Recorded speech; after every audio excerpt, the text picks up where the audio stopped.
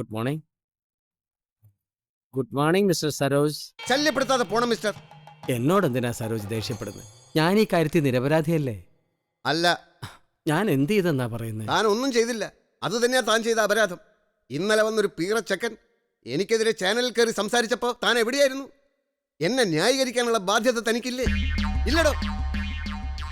സംവിധായകനും നടനും തമ്മിൽ പ്രശ്നമുണ്ടായാൽ ഒരു ഇടനിലക്കാരനായല്ലേ പ്രൊഡ്യൂസർക്ക് നിൽക്കാൻ പറ്റൂ? സംവിധായകനും നടനും. ഞാൻ വെറും ഒരു നടനല്ലടോ, മെഗാസ്റ്റാറാ, മെഗാസ്റ്റാർ. താൻ വലിയൊരു പ്രൊഡ്യൂസർ. എന്നാടോ താൻ പ്രൊഡ്യൂസർ ആയത്? ആരാടോ തന്നെ പ്രൊഡ്യൂസർ ആക്കിയത്? സരോജ്, അതൊന്നും മറക്കുന്നവനല്ല ഈ പച്ചാളം ബാസ്. Get out!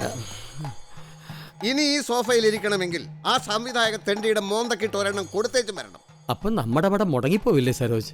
ഇല്ല, അവനെ മാറ്റണം. എത്ര കിഴങ്ങന്മാർ വേറെ കിടക്കുന്നു. അത്തരം കിഴങ്ങന്മാരുടെ ഒരുപാട് പടങ്ങൾ ചെയ്ത് ഒരു പരുവത്തിലായപ്പോൾ സരോജ് തന്നെയല്ലേ എന്നോട് പറഞ്ഞത് പുതിയ പ്രതിഭകളെ കണ്ടുപിടിച്ചോണ്ട് വരാൻ?